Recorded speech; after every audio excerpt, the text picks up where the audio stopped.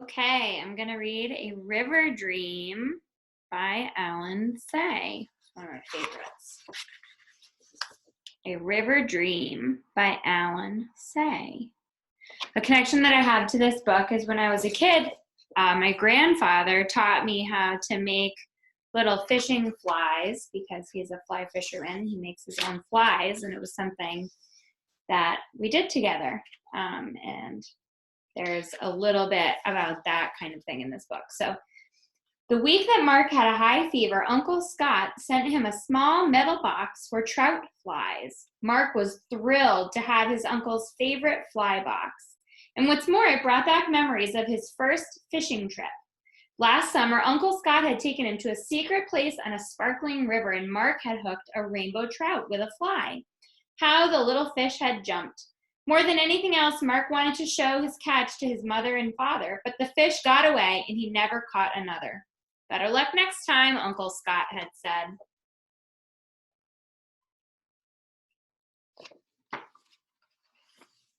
When Mark opened the box, he was startled by a cloud of mayflies that rose up from it. As the flies fluttered out the window, he looked outside and rubbed his eyes in wonder. The whole neighborhood had disappeared. A river flowed where the street had been, and a forest spread out as far as he could see. Then he noticed the mayflies hovering over the water, and shiny fish began to leap up after them. Mark rushed outside.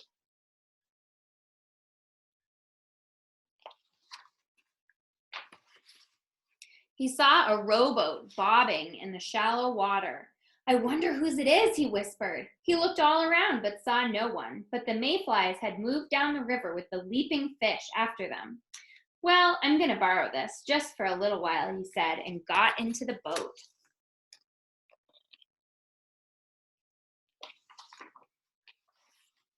As Mark drifted around the first bend in the river, he saw a lone fisherman below him. Then, quite near Mark, a fish leapt out of the water, almost splashing him. It was the largest trout he had ever seen. It had a hook in its mouth. How about that, Mark? Shouted the fisherman. Uncle Scott, Mark cried. What are you doing here?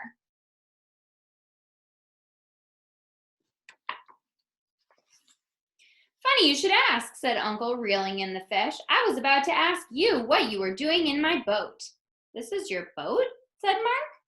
Uncle nodded. Well, I'm glad to see you're feeling better. So did you like the box I sent you? Oh, yes, thank you very much. And you know what? All the flies flew away. I mean, they were real flies. What magic, Uncle laughed. This fellow certainly thought my fly was real.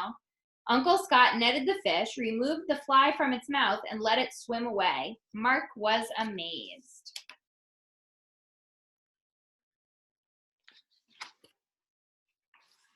Why did you do that? Asked Mark. Why didn't I kill the fish? Said Uncle. I like to leave the river the way I found it. It's like cutting trees, Mark. You keep cutting trees and soon you're going to have bald mountains. Then why do you fish? Just for the fun of it, Uncle replied. Besides, maybe one day I will catch a mermaid. A wise old fisherman said that. But mermaids aren't real, said Mark. Aren't they? Uncle smiled.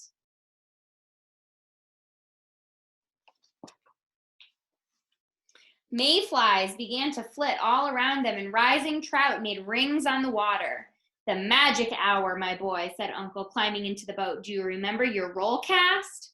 Yes, like this, Mark nodded, swinging his hand back and forth. Well, this may be your lucky night. Uncle handed Mark the rod. Mark flushed with excitement. He raised the rod tip high until the line hung behind his shoulder, just as his uncle had taught him. Then, with a quick chopping stroke, he whipped the rod downward. The line shot out, and the cream-colored fly drifted out on the slick water like a snowflake. Mark took a deep breath.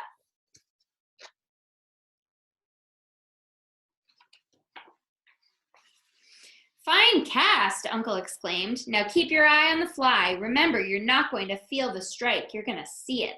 You'll see a fish take your fly. When you see a fish take your fly, raise your rod. Easy does it, my boy. You don't want to break your line. Mark kept his eye on the fly, and suddenly the water swelled under it. Then a gaping mouth broke the surface, and the fly was gone. Set the hook, Uncle shouted. Mark raised the rod, and the rod bent over from some heavy weight.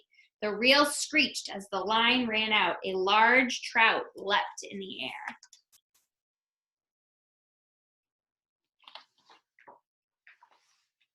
Oh, and here's a big picture to show you.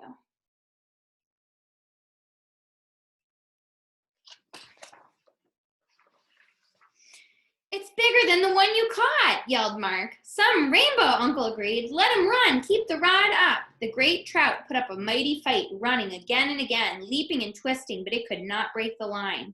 When it would fight no more, Mark reeled it in. It barely fitted in Uncle's net. He's beautiful, said Mark. Magnificent, said Uncle, and you're some fisherman.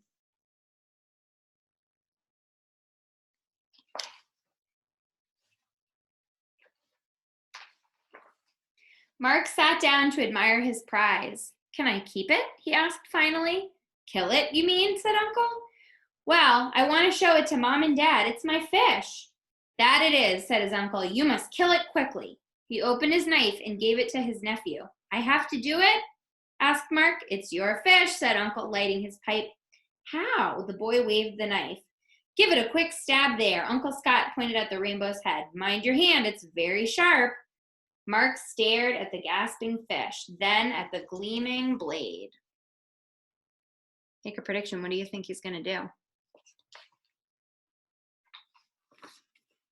The knife dropped from Mark's hand with a loud clatter. Then he lifted his catch with both hands and lowered it into the river. The limp fish did not move. Is it dead? Asked Mark. It'll be all right, said his uncle. Rock it back and forth and let water go through its gills. So Mark rocked the fish back and forth until the fins began to wave. Then the sleek fish stirred as though waking from a long sleep. With a flick of its tail, the rainbow slipped out of the boy's hands, and the boy watched his trout swim away. That was fun, he whispered.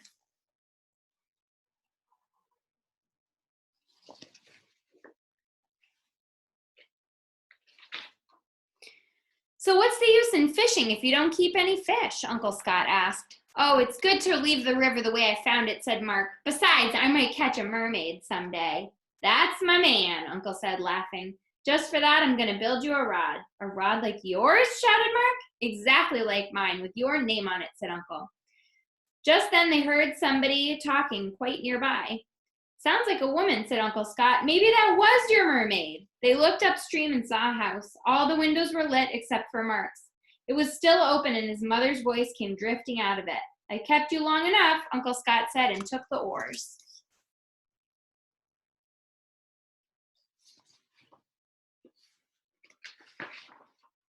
Mark said goodnight to his uncle and climbed into his room through the window. A short while later, when his parents opened the doors, Mark pretended to be fast asleep. Leave it to my brother, Mother whispered. Sending fishing lures to a sick child. Why, they're all over his bed. He could have hurt himself. Look, said his father, his temperature seems almost normal. Thank goodness, said his mother, and Mark fell asleep.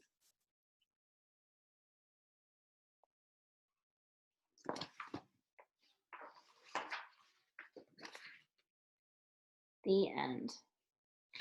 So if you want to think a little bit more about this book, I shared a connection that I had with the book, right? About fly fishing and making flies with my grandfather. You could think about, do you think that what happened on the river with Mark catching the fish, did that actually happen? Or do you think it was a dream? And if you can tell us what from the book told you. Another thing you could think about is you could think about, what's the lesson of this book? Is there something that the author, Alan Say, wants us to learn? An important life lesson, a theme of the text that you learn as a reader. You can share your thinking with me, and I'd love to hear it.